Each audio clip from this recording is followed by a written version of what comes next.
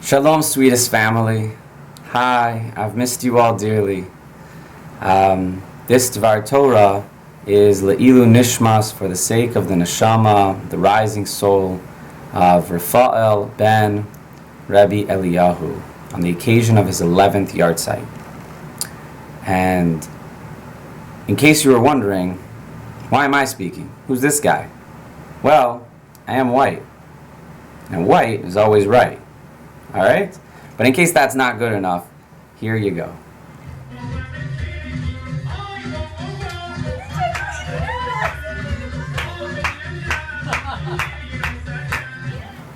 Okay, so now that we sufficiently got that out of the way, Amu Michel asked me to speak, and so I am doing so.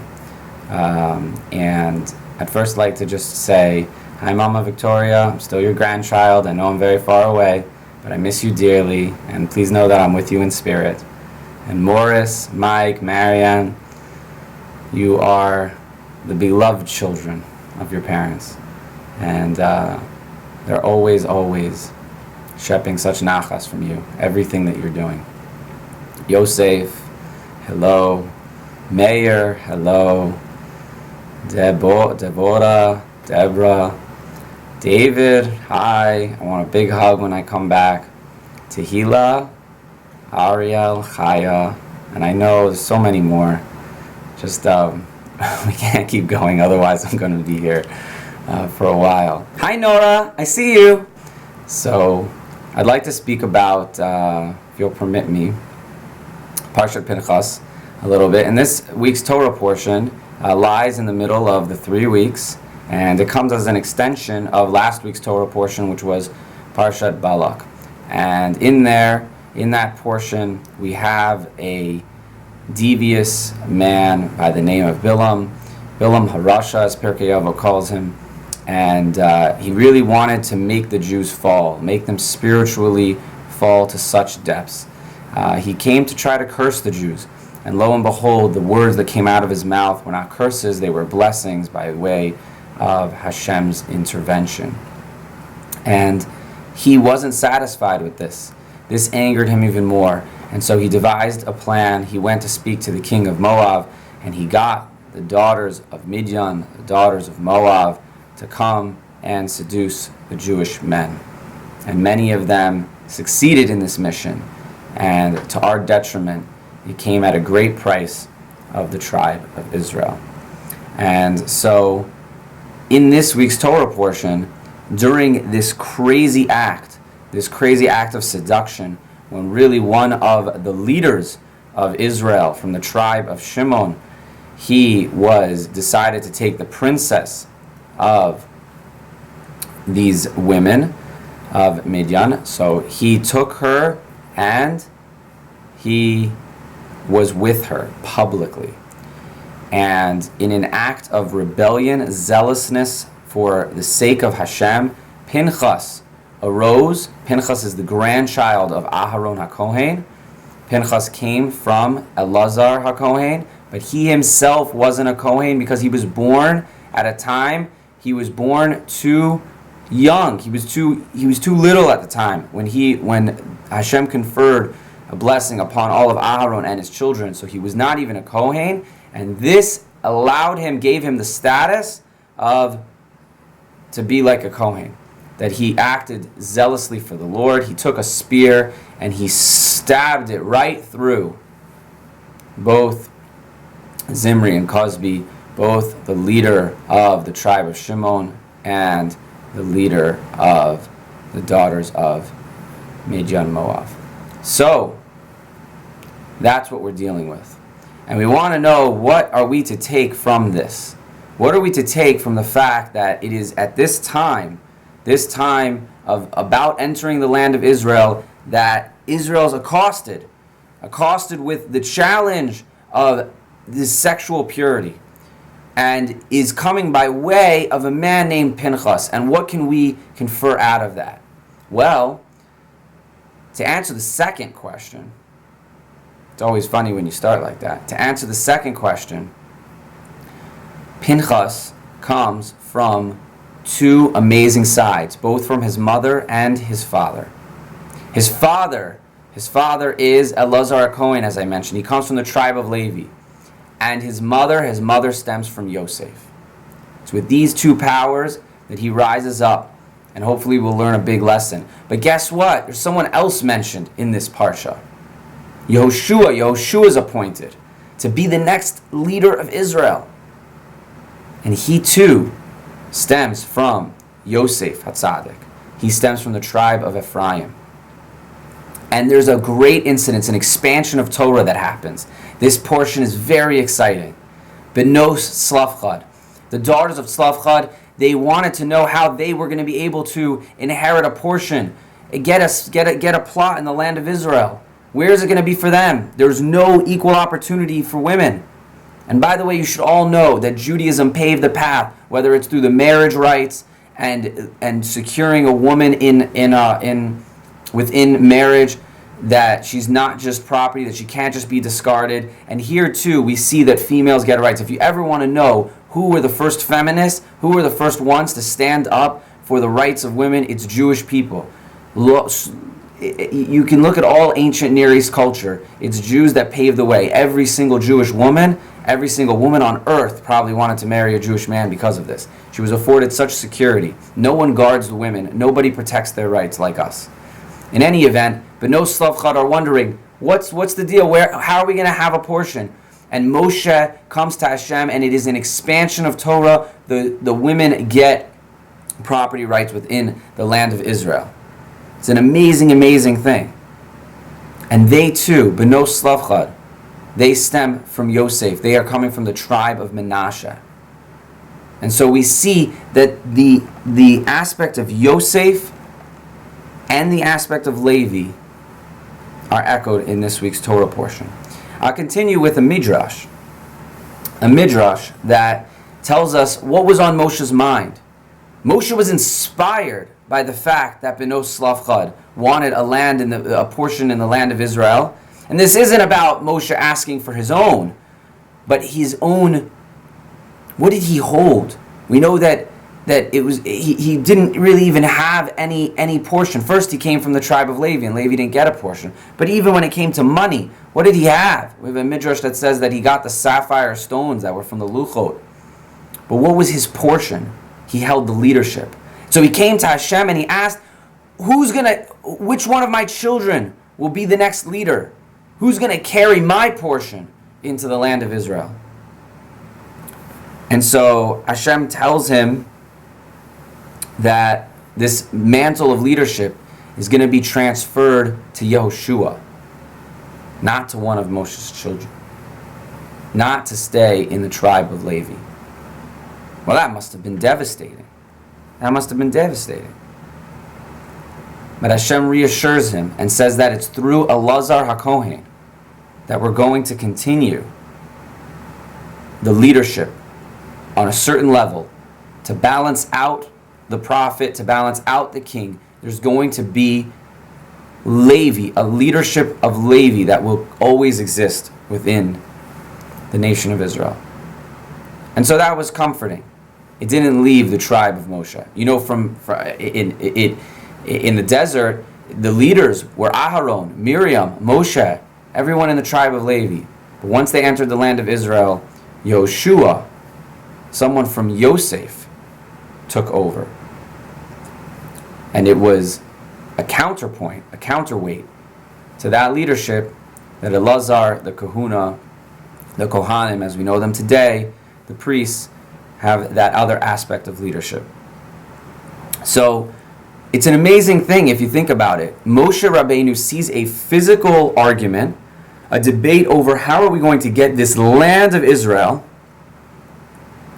and he translates it into a spiritual argument. He shows us the parallel.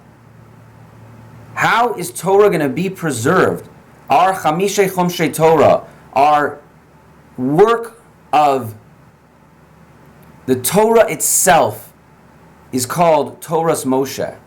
This is Moshe's great work. He is the great transmitter of our Torah knowledge. And he wants to know who's going to continue that mantle of leadership. And what inspired him? the daughters of Slavchad. An argument over the physical inheritance of the land of Israel. And so we see that Moshe's own inheritance, his own spiritual inheritance being conferred to his children was on his mind. It bothered him. But what inspired him was a battle, a desire for a portion in the land of Israel. And so this spiritual capacity, paralleling the physical capacity of an individual, is further strengthened and directed. There's a midrash that says that, and it's expounded upon by Rabbi Nachman Mibreslov, that Moshe, when he was asking for a leader over the Jewish people, who's going to be the next leader, he refers to Hashem as El Elokei Haruchot, the God of spirits. The God of spirits. And the Midrash doesn't leave us hanging. It explains to us what he means by calling God the God of spirits. The God of spirits means that there's a personal God, a God who understands and gives each and every person exactly what they need and interacts with them on their own wavelength, based on their own personality. And when Moshe Rabbeinu is asking Hashem who's going to carry this mantle of leadership, he wanted to know who's going to be able to identify the unique talents of each and every Jew. Who's going to be able to bring out and interact with the unique personalities of every single Jew. The God of spirits is the God who interacts based on each and every one of our unique traits and unique personalities. So what was on Moshe's mind was who is going to discern the uniqueness of each soul. The same God of the spirits that interacts with us on an individual level should be echoed in the leadership. And in the story of Yosef, Joseph with his dreams, he had everyone bowing down to him. He was the leader of all of them. And Yehoshua was to carry that leadership forward. He was to be that shining star. That he was going to carry the mantle that Yosef set forth going down into the depths of Egypt, which we'll get to in a second. And so there's a parallel. Spiritual capacity, spiritual inheritance, and physical inheritance. And the Midrash of Moshe helps to bring that out. So as we read this portion, as we read this parsha, where the daughters of Slavchad are fighting for the land of Israel and what's their portion, we should each ask ourselves, what's my portion? What's my unique talent? What do I have to offer? Not just what am I going to get, but what's my unique portion? Both physically, what can I physically do in this world?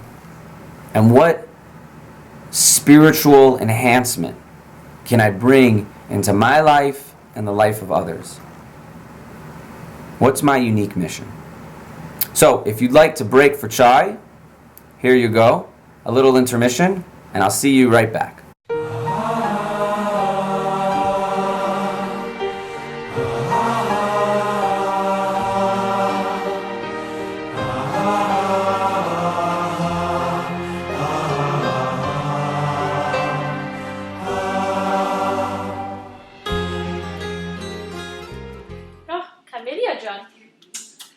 Welcome to my home. Please sit down. Thank you. No, I'm okay. Thank you. You must be so tired. Let me get for you some tea. No, I'm okay. Thank you. Kate. Oh, Faribah John. I get for you some tea. No, okay. خوشگل شدی. Now I will make it for you the tea. First, we mix the Earl Grey. That's good. Then we take the Darjeeling tea.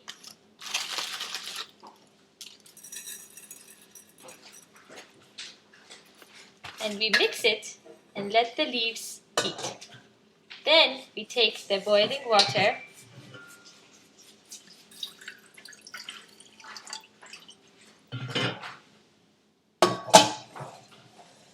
Put the cap on and let it sit. Camellia John, how light do you want it? Very light, Fariba John. Thank Sure, you. sure. Fariba John, do you have any ajir? No, Ajur I do not. But I have some pistachio. Oh, that's perfect. Sure. Oh, the peste. There is your peste. So, how is your husband? Oh, he's good, you know. I don't know where he is. Oh, you must be so tired. Those hands are so tired. No, Please, no. have some. Oh, thank you. Please. Oh, but you have some. You are my guest. Okay, you haven't eaten anything. No.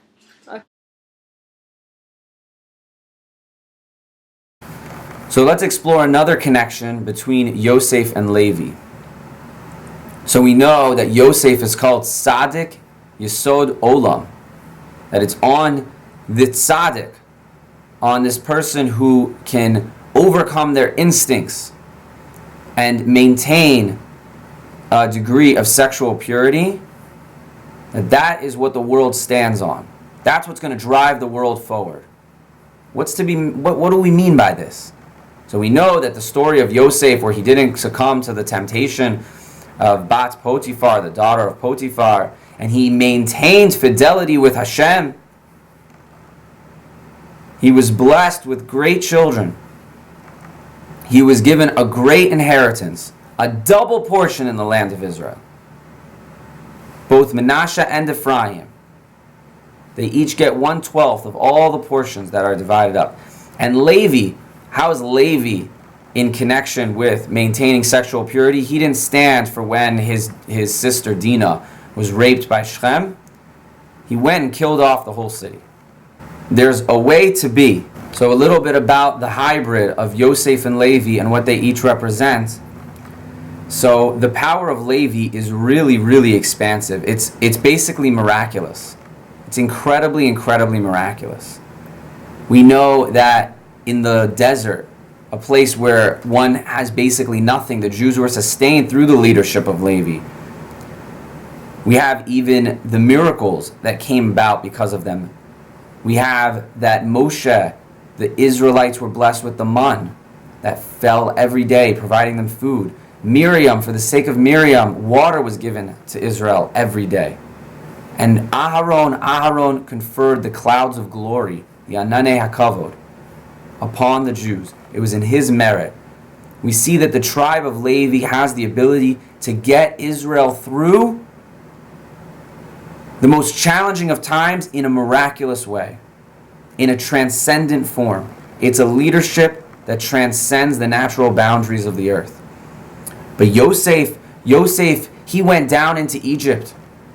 Yosef went into the depths and the darkest places, maintaining fidelity with Hashem, but in an incredibly natural way. He is the miracle within nature.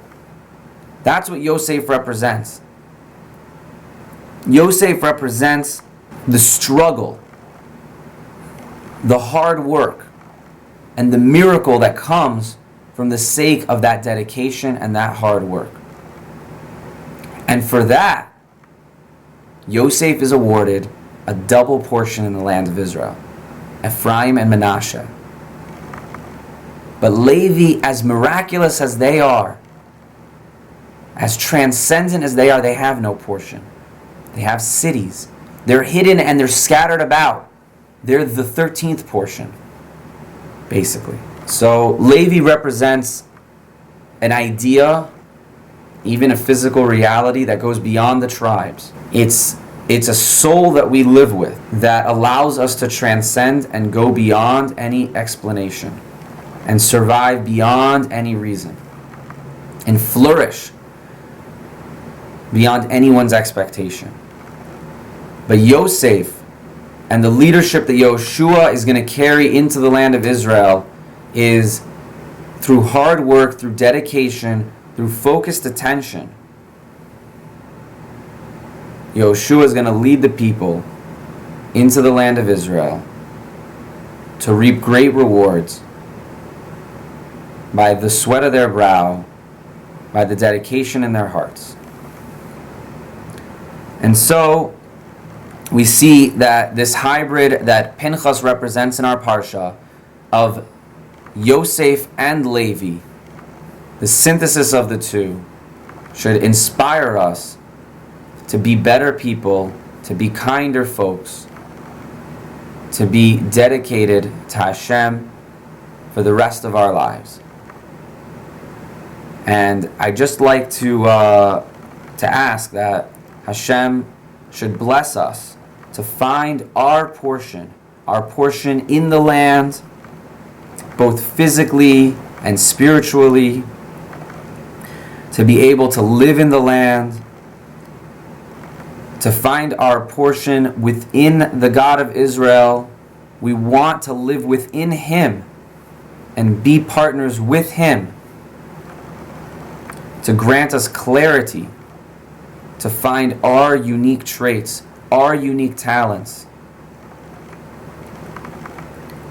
and to share that talent, that portion, with our family, with our friends, with our nation, and with the world.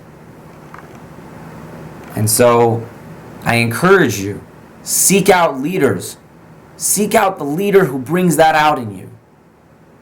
And don't forget, as Jonathan Sachs once quoted the Rebbe as saying, don't just be followers, but be a leader. Be a leader who brings this out, this unique trait, and interact with people on their own level, based on their personality. May the neshama of Refael ben Rabi Eliyahu be forever, ever soaring to greater heights.